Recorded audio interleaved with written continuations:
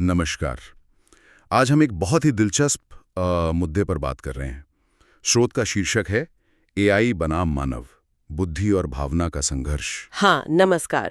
और ये विषय आजकल बहुत चर्चा में है क्योंकि एआई क्या नहीं कर रहा है? शतरंज, कविता, फिल्में बनाना। बिल्कुल। तो ये सवाल उठता है और ये स्रोत भी यही पूछता है कि क्या एआई सच में हमसे मतलब इंसानों से बेहतर हो गया है? सही। और ये स्रोत सिर्फ ये नहीं देखता कि कौन क्या कर सकता है, बल्कि बुद्धि और भावना के बीच का जो फर्क है ना, उसको समझने की कोशिश करता है। हाँ, तो चलिए इसी पर बात करते हैं। स्रोत एआई की क्या खासियत बताता है? देखिए, सबसे पहली बात जो सामने आती है वो है उसकी रफ्तार और मेमोरी, कमाल की। हाँ, उसमें लिखा है सोचता है तेज, याद रखता है सब। ये तो किसी भी काम के लिए जबरदस्त क्षमता है। बिल्कुल। मतलब कैलकुलेशंस हों, पैटर्न पहचानना हो, एआई बहुत आगे है। लेकिन यहीं पर स्रोत एक बहुत जरूरी बात कहता है क्या? कि एआई इमोशंस नहीं समझता, वो नहीं जानता दर्द क्या है, प्यार क्या है, जुनून क्या होता है। अच्छा, तो मतलब वो डेटा प्रोसेस कर सकता है पर महसूस नहीं कर सकता। हाँ, बिल्कुल। वो अनुभव की गहराई जो अक्सर हमारे फैसलों के पीछे होती है या हमारी कला के पीछे, वो एआई में नहीं है, इस स्रोत के मुताबिक। ये तो बहुत बड़ा फर्क है। तो फिर इंसानों के बारे में स्रोत क्या कहता है? हमारी ताकत कहाँ है? ये दिलचस्प है। स्रोत कहता है कि हमारी ताकत हमारी कमियों में छुपी है। कमियों में? कैसे? जैसे उसमें लिखा है, इंसान गलतियां करता है पर उन्हीं गलतियों से कुछ नया रचता है।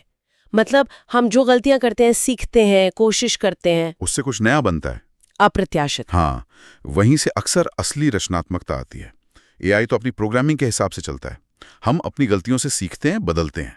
तो क्या इसका मतलब ये हुआ कि सच्ची क्रिएटिविटी के लिए इमोशंस और शायद गलतियां करने की आजादी जरूरी है? स्रोत यही कह रहा है। इशारा तो कुछ ऐसा ही है। एआई विश्लेषण कर सकता है, पैटर्न देख सकता है, यहाँ तक कि कुछ नया बना भी सकता है दिए गए डेटा से। पर स्रोत कहता है इंसान दिल से सपने देखता है।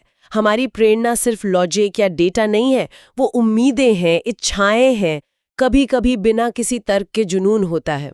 हाँ, ये बात तो है। ये वो चिंगारी है जो एआई में शायद अभी नहीं है। बिल्कुल। तो फिर इस नजरिए से एआई क्या है? सिर्फ एक बहुत एडवांस्ड मशीन? देखिए, स्रोत उसे दुश्मन या प्रतिद्वंदी की तरह नहीं देखता। वो कहता है एआई एक टूल है, एक शक्तिशाली औजार। अच्छा, तो मतलब उससे लड़ना नहीं है? नहीं, बिल्कुल नहीं।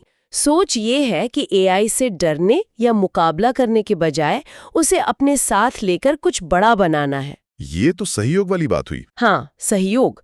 एआई को एक साथी की तरह देखना जो हमारी क्षमताएं बढ़ाए पर हमारे कंट्रोल में रहे, हमारे मूल्यों के हिसाब से चले। ये सोच तो भविष्य के लिए बहुत मायने रखती है ना? बिल्कुल।